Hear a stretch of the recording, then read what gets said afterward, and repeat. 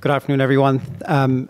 Thank you, Brian. Thank you for giving me the opportunity to be here and speak with you all. And definitely congratulations to everyone for making it through till now and for really being here to join in the dialogue.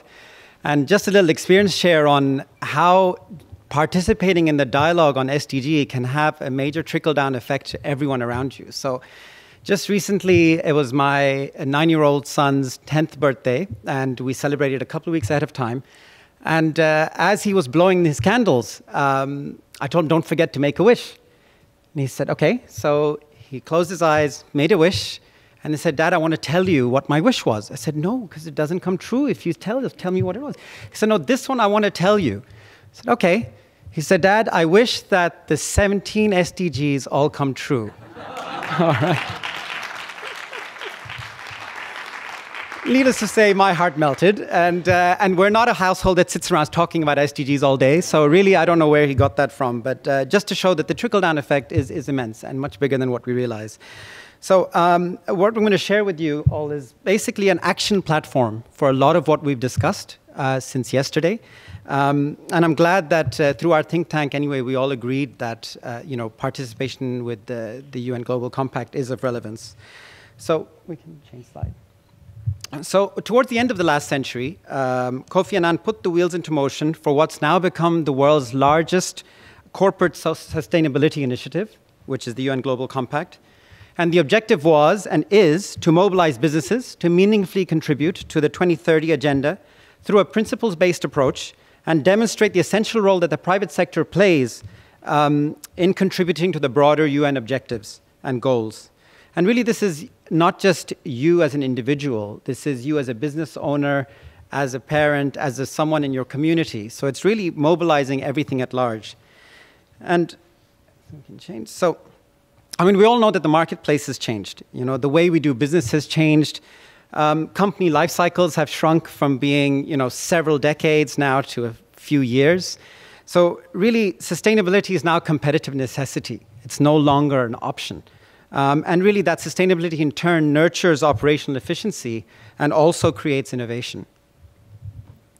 So what is the UN Global Compact? I've been asked that many times since yesterday. And basically, it is the backbone of the UNGC is 10 principles of business practice, which are based upon human rights, labor, the environment, and anti-corruption. And these are principles that, when you look into them, the vast majority of us all follow in our businesses. But formalizing it and actually taking a pledge that you will commit to these helps to build a good framework for developing your sustainable SDG journeys in your companies. So the idea is basically, I think a lot of us felt that when you talk about, how do we make the world a more sustainable, better place? We're talking about all these targets, and each individual target could have a whole day of discussion around it. It seems magnanimous. It just seems all too big for us to take home and digest. And I think one thing that's really good about the Global Compact is it breaks things down. It cuts out the complexity. It basically arms you with the right tools to engage effectively in the dialogue, and it allows you to basically help execute sustainable action. And really, it's a platform for us to achieve, in a structured format, a lot of what we've discussed in the last couple of days, since yesterday. So, for instance, we have access to training resources. That was one of the other recommendations that a lot of the think tanks came out with. So there is a huge compendium of online resources which are created by UN world leaders, created by SDG pioneers, created by opinion leaders around the world who spend most of their life focusing on these SDGs. So we don't necessarily need to reinvent the wheel in a lot of it. Let's access all these amazing resources that are there for us. And really, you get a voice to participate in the global dialogue on issues not only critical, of course, to the prosperity of the planet, but definitely very relevant to your own businesses. So what you'll see is that, it aligns a lot with what EO stands for and EO's values, building trust and transparency. So as a UNGC participant, you produce every year a communication on progress, or a COP, which basically shares with everyone where you are on your SDG journey and where you'd like more help and where you want to move forward in the next 12 months. And it creates that transparency and shows everyone that you are serious and committed to doing this. And really, it's the training tools along with the rich local and global event calendar, the peer-to-peer learning opportunities, access to various impactful global action platforms that make it an excellent resource for those looking to drive sustainability in their organizations and in their communities. And it's really a platform for sharing best practices through modalities such as peer-to-peer learning. And I'll share with you later how we in our chapter are using EO's expertise to help the UN with this locally. So, why should we make sustainability part of our company's DNA?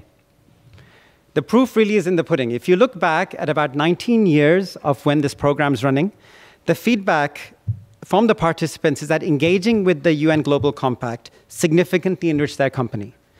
It even helps shape the company's vision in many cases. And I know from being on the Global Compact board locally and working with companies that many of them have taken the CSR fringe activity and now have actually moved it into an actually corporate sustainability agenda. And this has a direct report to the board of the company. So it's really helping drive the direction of where that company goes in the future, which I think is fantastic. So we all like numbers. So let's look at how does the company benefit? What do the numbers say? So we're able to demonstrate that over time, the UNGC companies have a competitive edge to outperform their peers with better stock price and certainly improved ESG scores, which are environment, social, and governance scores. And I'll explain the importance of that. And these are all measurement tools that the UNGC provides and can help you track your progress and benchmark yourself against others in the world. So the higher ESG scores, they've been shown to lead to higher margins, higher market valuations, and even improved creditworthiness. Very relevant to all of us entrepreneurs. And it really is a call to action for all of us in the room, for everyone that wants to make an impact, for virtually every entrepreneur and business owner. And I like how Outside Inc. describes the interplay between CSR and CSE, sort of corporate social entrepreneurship. And really moving away from the kind of just being the do-gooder, being the social entrepreneur, because we know many of the 3,000 plus members who are not in this room, many of them just think we're a bunch of do-gooders that have just got together here, But what they don't realize is what we're talking about is immensely relevant to their business. And that's the message we need to get out there. And I think basically the whole UNGC value proposition applies virtually to every company and every entrepreneur. So basically every EO member. Because when we can tap into that entrepreneurial spirit of business owners to deliver the transformational innovation and to help find solutions to global challenges, this is one of the modalities to do that. So interestingly, if you look at the size of the two organizations, the UN Global Compact is currently virtually almost the same size as EO, which I find a bit interesting as a statistic. And they share many common values: trust and respect, make a mark, a thirst for learning.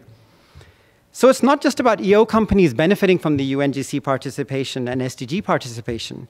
EO can considerably impact the UNGC global movement. We can actually make a serious difference here.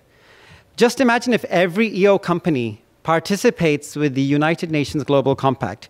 We could literally double the global impact of this movement, which is currently the world's largest such movement. So what a mark that would make on the world, and what better PR could we get as an organization? It would be a true global impact on corporate sustainability. So we can help the UNGC also in many other ways. So for instance, I know that they have a problem with companies from Africa not engaging with the Global Compact. We have phenomenal African entrepreneurs. Many of them are here in the room, some of them rather. So just getting them involved in the dialogue would help solve that problem for the Global Compact. So we can help provide solutions to them. So my journey, just to summarize, oh gosh, that's not come out right. Basically, I joined EO in 2012, and I actually heard about the UNGC through EO, interestingly. And my company joined the UNGC in 2015. After I joined as a signatory, which basically means you don't really pay anything. And then subsequently, I said, well, let me see what the value proposition is. And as I interacted more and got more involved with the Global Compact, I started to believe that this is not just a platform for talking and sharing. It's an action platform.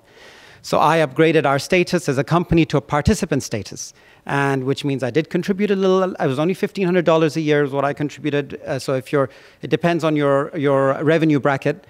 And really then by mobilizing my sort of circle of influence, I managed to get greater engagement from, in my case, the healthcare sector in my region, which previously was almost no involvement from the healthcare sector. And we're now in the process of establishing a national task force on SDG 3, which is health.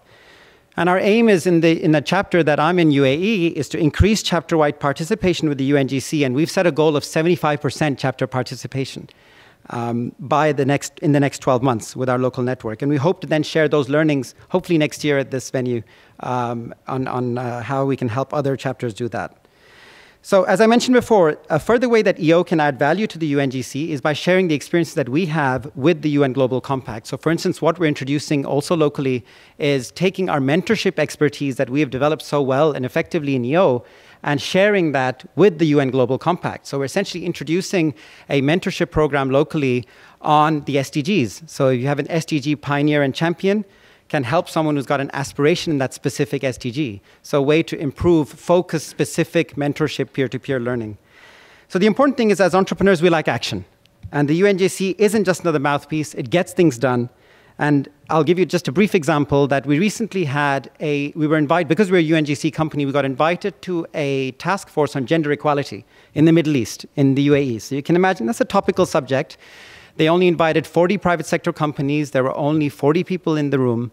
And within 2 weeks, we received a summary of that task force, and we were told that's going straight to policy. So I know not every country can do it that quick, but the fact that we actually made a direct impact. So just to conclude, the path ahead is really, I think, of greater mutual collaboration between both organizations and the value of engaging our members, their businesses, their social and peer networks to really help shape the world we want to live in and create the business organizations that we want to lead into the future. Thank you very much.